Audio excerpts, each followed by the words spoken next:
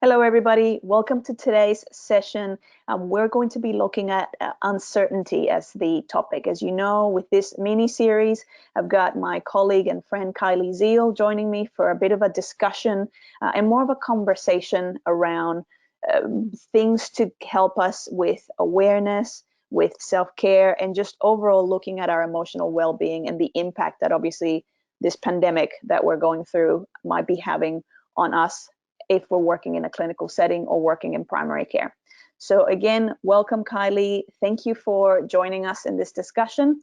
I thought today we could talk about uncertainty and all the things that come up, because as you know, we're all going through a very uncertain time, and that can bring up a lot of anxieties and a lot of other issues. So let's just get talking. Let's talk uncertainty. How are you? How are you feeling? Are you feeling uncertain? Yes, very much so. Thank you.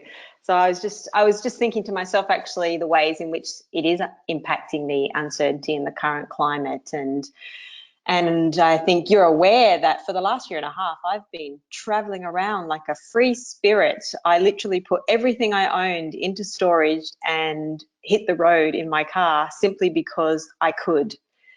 And I was having such a wonderful adventure and loving it. And during my travels, I was doing a lot of house sitting, which I also love because I love animals and I love the variety. But then all of a sudden, COVID-19 happens and people are cancelling all of their travels and their holidays. So I literally found myself with nowhere to live. And the uncertainty definitely hit me in those moments because like everything I owned was in storage. I literally had my car and that was it. And traveling around and doing the house sitting, I loved that. I felt very useful, but suddenly with nowhere to live, I thought, oh, where are my options here? Where can I go? And fortunately, I had a few people put their hands up, and I'm currently staying with a friend. And that's been really nice because she's one of my best friends and we've known each other since we were teenagers. But it's been very interesting for me to experience the feeling of, wow, I'm kind of homeless. I feel a bit displaced at times. And when you don't know how long the it's going to last this time, I sort of think, okay, well, my friend seems really happy to have me here. And she's even mentioned a few times that she's been enjoying it. But how long is that really going to last? The part of me that worries about maybe being a burden or imposing starts to kick in when I get some of that negative self-talk. So I have to catch myself and just make sure the lines of communication are open. And yeah, that's one of the things I've been dealing with, Magali, in terms of uncertainty. So how about that? What about you? I think that's a great point, because I think one of the big things with uncertainty is insecurities. It has a way of bringing up all of these insecurities that we might have, and obviously it can be very unsettling because all of a sudden it makes it very difficult to plan ahead. So at the moment we're in this unforeseen situation where a lot of us had travel plans or just mapped out big milestones potentially for the rest of the year, and we're almost halfway through the year, and or getting to halfway through the year, and so many of those things just had to be canceled. And we keep expanding, so the government keeps pushing out the lockdown deadlines or timelines. We don't necessarily know when we're going to be able to kind of open borders or go back to normal. So it does bring up a lot of anxieties, or it can bring up a lot of fears, insecurities. It's sort of fertile ground for insecurities to come up. But I guess what I'm really, really curious about is what is the best way for us to navigate through this time? Obviously, there's always going to be things that you can't control. So having a degree of comfort with being in the uncertain, or degree of comfort with being in the present, and or focus on the present and going, well, what is under my control still? What can I be focusing on? What is happening right now? Am I okay right now in this very moment, as opposed to all the ideas that and the stories that might be running through my head, because I can't predict what's going to play out in the future. Yeah, really well said. And you mentioned looking at what we can control, and I think it's definitely part of it. But also, if we take a step back and get really down to basics, initially I start thinking, well, let's look at what's normal for humans. Like, there's actually nothing wrong with us. And in fact, we're being true to our human selves if we are feeling afraid or anxious around uncertainty, because it's a very natural human response. The question really is, how do we then respond to those feelings of fear? Do we then feed the fear and let it overtake us, let it really prevent us from moving forward and doing all the things that we need to do? Or can we put some perspective on the uncertainty and the fear so that we can continue to move forward? And so that's the first thing I do, is like give ourselves a break and know that this in a way means, great, my human brain is doing what it's supposed to be doing. Like, our brains are wired to be on the lookout for threats. And if there is unknowns, then the brain is naturally going, well, what do I put in the space? I need to put something in the space. I need to make the unknown known. And when we've got so much uncertainty like we do in the current climate, it's hard to put something in that space. That's why we feel ourselves drawn to all of the updates that we see in the news, and the Prime Minister's doing regular updates. We want to put something in that unknown space. I'm wondering, what in the health sector, what have been the really big gaps that you've had to deal with? So there's been a lot of changes in some of the very core things that we do in terms of how we liaise with our patients, even how our doctors work. A lot of doctors are now working remotely. So there's been a lot of things that have changed. And obviously, we touched on burnout before, and I feel like there's a little bit of that. You just had that rush of adrenaline, and a lot of us are still running on that adrenaline. But some people are kind of now going, okay, so what's this landscape going to look like? Because even all of those new items that we have for telephone consultations or video consultations, they're temporary. It's been very clear that they're going to be leaving in September, or that's what they're approved until end of September. So again, there's the uncertainty of what's going to happen from that point. Where are we going to be at that point? It's very difficult at the moment to even predict what things are going to look like week to week. It sort of brings up that, what can we do right now that is going to make a very big difference because of the situation that we're in, and in general, but particularly because of the situation that we're in. Wow, that's great. You answered my question and the two questions I hadn't yet answered, Magali, so thank you for that. So, okay, calming is what's coming to mind, finding a way to calm our minds. You mentioned empathy, and empathy is one of the parts of my clear thinking methodology. I'm pretty sure you're aware of my clear thinking because we talked about that before.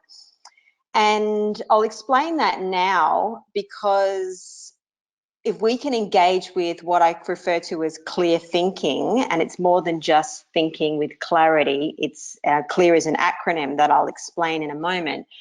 But if we can engage with clear thinking, then it enables us to be able to connect more with people and do empathy and come up with strategies and plans for how we will handle the uncertainty and all the things that are coming up for us in these uncertain times. So CLEAR, which has the letters CLEAR, stands for creativity. L stands for logic. E stands for empathy, A stands for agile, and R stands for resourcefulness.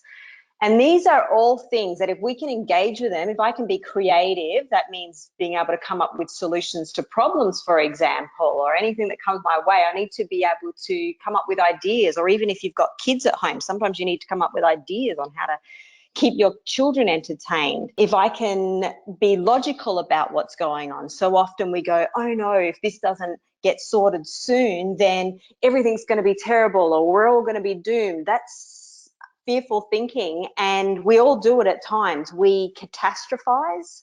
And so the logical in clear thinking is about coming back down to ground level, getting in touch with what's real, what's actually the problem. The E stands for empathy, how important it is and what kind of a difference it makes when you can be empathetic to people who otherwise aren't getting a lot of opportunities to express what's going on for them. A stands for agile, and that's being able to pivot as needed. It's about knowing that the unexpected will happen and that we may not be able to just do things as we had expected. Things may not happen as we had planned. And so being able to connect with agility means being able to pivot as and when needed. And R is for resourcefulness, and that's knowing where help lies, knowing what I need to tap into, who my friends are, who are the colleagues that I can work with, because we don't have all the answers ourselves, especially in times of COVID-19. We are all in this together. We are going to need to work as a team. And so we are all each other's resources. But being able to do this kind of thinking, this clear thinking, relies on being able to calm down and not getting caught in the fear. One of the ways that I've been doing that is to look at all the ways that I already deal with uncertainty all the time. Like there's a book actually that I love, and it's called The 5 Things That We Have No Control Over. And when I think about these 5 things that I have no control over, I realize these are 5 of the biggest things that we could have uncertainty around, that we've all been living with from the day that we were born. And the fact that we can deal with those every day, ongoingly, shows us how powerful we are in dealing with uncertainty. It's just that this COVID-19 uncertainty sort of came out of nowhere and hit us by surprise, and we think that we don't have the capacity to deal with uncertainty, but we do, because we're dealing with these 5 common uncertainties all the time. And they are, I've got them written here in front of me so I don't forget any. Number 1, everything changes and ends. This is a law of life. Everything will change and end. And the COVID-19 crisis obviously fits into that item, because it's a big change. And in some ways we can say that our way of life as we know it has ended. This has been a law of life as long as humans have been alive. So in some ways, this is almost business as usual, even if it doesn't feel like it. So number 2 is, things do not always go according to plan. We don't have control over this. It is a law of life that no matter how much control we try to put on our plans, things often do not go according to plan. Number 3 of things that we cannot control, life is not always fair. And I think this is also becoming even more obvious and prevalent in the current climate when we look at how it's all playing out.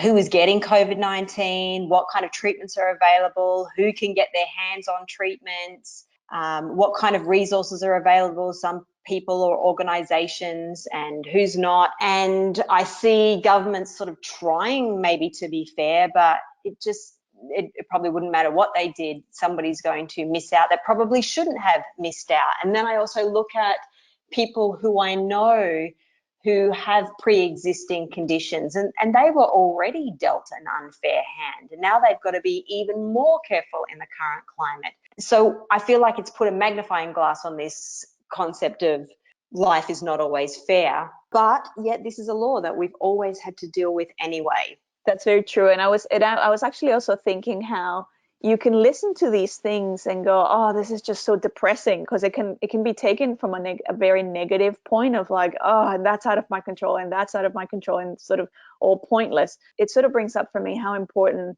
your attitude or your approach to something is, because you could see these things as, yeah, that's true, that's inevitable, I have no control over that, and get, sort of speak bummed out about it, or get depressed by it, or make you more anxious. Or you can go, actually, how do I get myself to a place where I'm comfortable with those truths, those things that will continue to happen because they've always happened, and therefore I will have a much more pleasant, peaceful existence in the world. Yes, well said. And so number 4 of the 5 things that we cannot control is pain is part of life. And it's interesting how often we are doing things purely to avoid pain or to gain pleasure. Human beings are largely driven by these two things, that I either want to avoid pain or I want to gain pleasure. And yet we fight against this concept of pain, and we're feeling even more pain at the moment because we are shaken up. We are not being able to enjoy some of the pleasurable things that we are often take for granted that we're allowed to enjoy. It might even be something as simple as going out for dinner, and a lot of my extroverted friends are really struggling with not even being able to leave the house as much as they would like to. And I really try to tap into their pain whilst also knowing that this is part of our journey. I think it's giving us an opportunity to learn how to sit with the uncomfortableness. Now, there's a great saying that says all of man's troubles come from his inability to sit quietly alone in a room, because we are such a stimulated society, and we've got everything at our fingertips and social media, and we carry around computers in our pockets, and we can be constantly stimulated. And even now, when we're supposed to be stuck inside our homes, we can still tap into all those things, but we're just aware that we suddenly feel like we've had some freedoms taken away from us. And not only does that it does create pain, but I think the sense of that pain is coming from the absence of pleasure, pleasurable things that we often feel like we can just have whenever we like. So that's number 4. Pain is a part of life. It's an uncertainty that we've always been dealing with. The thing that came to me as you were talking about that was something that I became aware of recently is we use the word it's unbearable. The stress is unbearable, or the pain is unbearable, and how even in that moment, to a degree, that's a lie. As you're saying, oh, I'm in so much stress, it's unbearable. In that moment, you are actually bearing it. Like if you're saying that it's unbearable, you're clearly still actually bearing it. So I know that obviously it's not to take something lightly, but to almost break that automatic mental script that goes to the extreme. This is the worst that it could be, and there's no exit from this. When really, if you go in that moment, yes, you might be going through a lot of stress, or you might be going through a lot of pain, but you're actually in that very moment, you are still standing. You are somehow, some way coping with it, and coping might not be the most appropriate word, but you are bearing with it. So it's not unbearable. In my mind, if something is truly unbearable, you would just pass out. People have been in so much pain that the body literally just shuts down and you black out. So I think that's something that I can't even remember why I became aware of that recently, how often I would throw around the word, oh, it's unbearable. It's actually, it's not unbearable. In that moment, I'm actually bearing it. That was brilliant. I love that supportive point that you make, because it's so true. Like, people say, I can't bear it, and in that very moment they are bearing it. So it shows the falseness of what they're saying. And it speaks to this reality that we are stronger than we think we are. We know more than we think we do. We are capable of taking on more than we think we can. It just feels really scary, and we have this thing called self-doubt, which lives in every single human being. And so thank you for adding that to point number 4. Pain is a part of life. Oh, and I just thought of one other thing too, that the Buddhist quote that says, pain is not a choice, but suffering is. And this is so true. Like, we don't have control over the pain. That's the point of number 4, is what we're saying here. This is one of the things: we don't have control over the pain, but we do have a choice over how much we suffer, because the suffering comes from the story that we tell ourselves about the pain, which links to what you were saying, Magali. Like, if I say, oh no, this is happening and it's unbearable, that's the story right there in that moment. We could choose to tell ourselves, okay, this is happening, I don't like it, it's even painful, but I can bear it. I'm still standing, therefore I can bear it. And I can start thinking about what things I need to put in place to help me bear it. But that doesn't change the fact that we can bear it, and we can tell ourselves a better story so that we don't need to suffer. Okay, and Number 5 of the 5 things that we have no control over is people are not loving and loyal all the time. We like our relationships to go a certain way. We hope that if we be honest and authentic, that people will always support and love us, and sometimes they just don't, or sometimes we interpret their responses as unloving. This is why relationships is one of the greatest challenges for human beings, because we are constantly navigating separate lives yet trying to live together. And one of the outcomes of that is the experience that people are not loving and loyal all of the time. At least that's how we experience it. So we can see how in the current climate that these things, these 5 things that we can't control, are very present. And at the same time, we can remind ourselves of how these 5 things are always present. They've always been present as long as human beings have existed, and they will be present long after we've gone on, and our what's the opposite of ancestors? The people that come after us are going to have to deal with them as well. And so one of the things that got me first dealing better with uncertainty when I first got on my personal development journey, it's probably over 15 years ago, Magali, was this quote that I heard, and it said that the quality of your life is in direct proportion to the amount of uncertainty you can comfortably live with. And this was profound for me when I heard this, because I could suddenly see all the ways in which I was not comfortable with uncertainty at all, right? So I was, at best, I had got myself to a place where I could live with uncertainty, but it's like I was gritting my teeth and bearing it. Whereas this lesson was telling me, no, it's in direct proportion to the amount of uncertainty I can comfortably live with. And so this inspired questions within me like, well, how do I do that? How do I live comfortably with uncertainty? And I began exploring more and more, what does this uncertainty mean? And that's how I start coming across things like, what are the big 5 things that we cannot change ever? And I start to realize the lessons that I brought to this conversation today, which is, well, we are doing it. It's like you said before, Magali, that we say we can't bear it, and yet we do. And here are 5 of the biggest things in life that we're constantly fighting against because we want to be able to change them, but we can't, and yet we find a way to live with them, and we've accepted them, and we've started to take them for granted as well on some level. But we haven't got to the point yet where the experience of COVID-19 would be taken for granted, because it's this brand new thing. Like literally it was only a matter of months ago, no one had ever heard of it. And now it's taken over our whole lives. It's shut down our airports, it's shut down our schools, it's shut down our houses. We're not even barely supposed to leave our houses. And it seems like this big new thing, because in many ways it is. It never existed before this specific virus. But the concept of dealing with uncertainty, and this is my main point today, the concept of dealing with uncertainty is not new.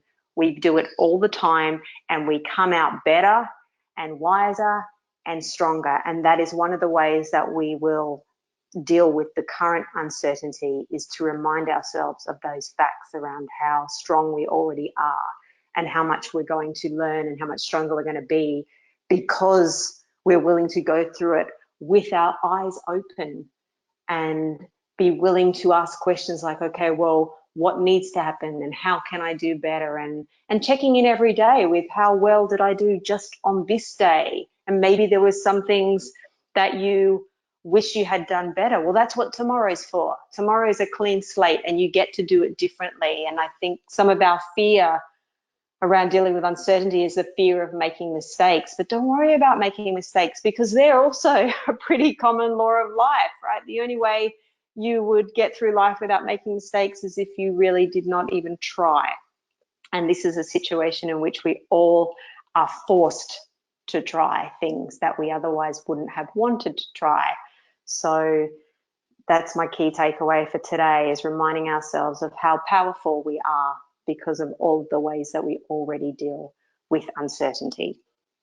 That's so well said. I absolutely love that. I was thinking, like, if we were to kind of talk about some practical tips in terms of how do we, as you said, how do we become more comfortable with uncertainty? So I guess my question is, how do you sit with uncertainty, or what do you do from a practical point that to help you sit with uncertainty? I think for me, I start with just, well, obviously that awareness of, okay, what's happening here? I'm just restless, so I just need to kind of stop and breathe. A lot of people use meditation. I quite enjoy meditation, but I understand that that's not for everybody. Some people will go on a walk, which again can kind of help you, stop or slow down. But yeah, I'm curious, what do you find are things that help you sit with uncertainty or become more comfortable with uncertainty? Great question. And it's a practice. And we can look at that from two angles. Like, one, it's a practice, which means it's something that we do regularly, we commit to doing daily. In other words, it's like a discipline, which doesn't sound fun. I'm imagining there's going to be some people listening to this going, oh, as if I don't already have enough to do. So bear with me because I'm going somewhere with this. So it's a practice, as in it's something that you do regularly. And then it's also appropriately called a practice because it takes practice to get better at it. Now, when I said stay with me, that's because, as I said before, we as human beings, we are driven to stay away from pain and move towards pleasure. And people who are not drawn towards meditation, for example, or just sitting in the discomfort, haven't yet engaged enough with the pleasure that comes with it. Most likely. I'm sure there are some exceptions, and I don't want to sound like I'm generalizing everybody here, but this is my experience in my own life and with the clients that I work with, is that once the practice has begun and you take it on as a habit, you learn to create a new normal in your life. You learn to see, oh, I can get pleasure from learning to sit and be and quiet my thoughts and realize that I don't have to fight with all my thoughts. I don't have to feed that internal dialogue that really basically makes me miserable. But you don't really get that visceral learning until you've done enough times for it to become visceral learning. And if you do it just once or twice, you might even have a good experience and go, oh, that was great, but it hasn't really embedded to become part of who you are and become known as a practice that actually works when you apply it. I guess there's no silver bullet here when you say, what are the strategies, what are the tips I can do? These are a practice and a discipline. It's like people say motivation doesn't last. Well, neither does bathing, and that's why we recommend it every day. Right? We do that as a practice because we know we come out the other side of our shower smelling a lot better. Well, in the same way that our bodies will go a bit funky if we don't wash them, our brains go pretty funky if we don't wash them either. And so we need to apply the same kind of daily practice to managing our thoughts and being more relaxed so that we can engage with what I referred to earlier as clear thinking. When you can engage with clear thinking, then you're going to be more likely to come up with good solutions and to connect with people better and have better relationships, and therefore create the happiness and the pleasure that we all long for, which even as I say that pleasure and that happiness that I'm talking about, I find is there even if I can just sit and be and understand that this is all I really wanted all along, was to be happy and not have to worry about everything that's going on.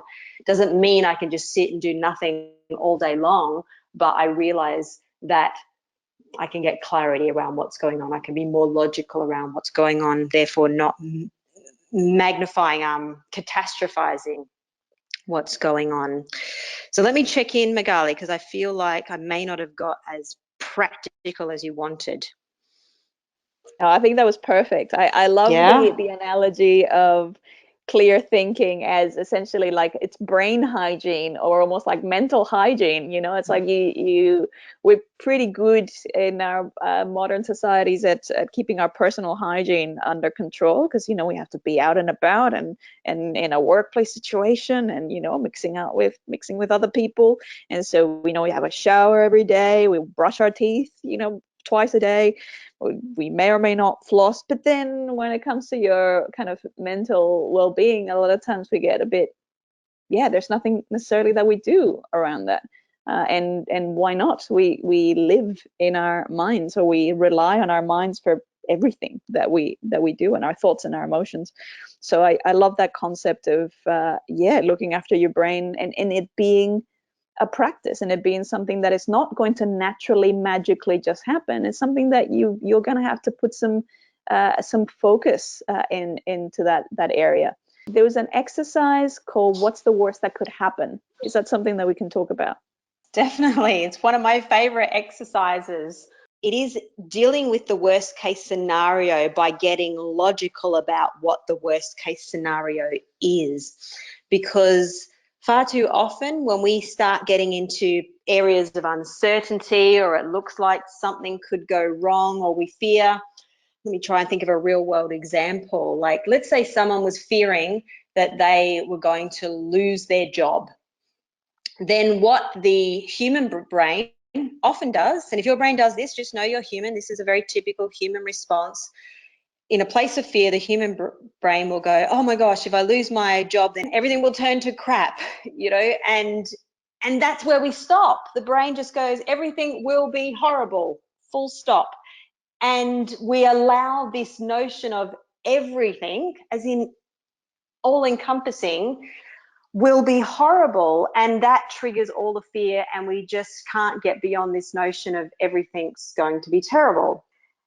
In the what's the worst that could happen exercise, I work with my clients to logically plan out all of the steps that they would need to go through in order to come out the other side of their worst case scenario. So we start by first getting clear on what is the worst case scenario. So for some people, it's that I'll lose my job, and that's as far as they go. But if I really keep asking questions and probing them further, I find that actually what they're afraid of is that they'll lose their job, and therefore they'll have no money, and then they will end up on the street and nowhere to live. I go, okay, well, let's look at this worst case scenario. Let's imagine that it's actually happened. And I'll say, take yourself to that place. Imagine right now that your worst case scenario has just happened. Can you take yourself there? And I pause and I wait and I let them really take themselves there. And it's challenging for some people to do that, because that's a thought that they've been avoiding.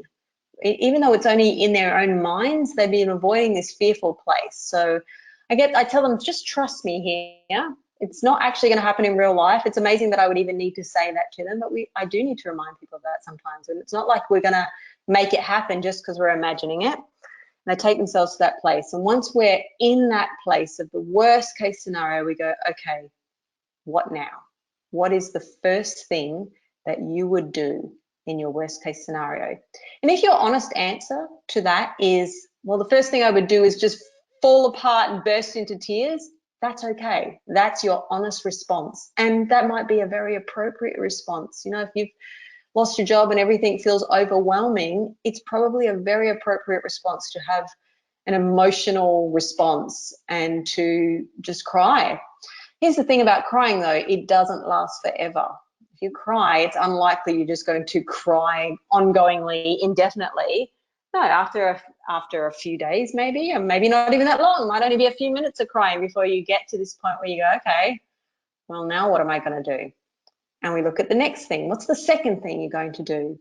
And then the third thing and the fourth thing. And we work through all of the steps. And eventually, after I work through however many steps it's going to take, I come out the other side.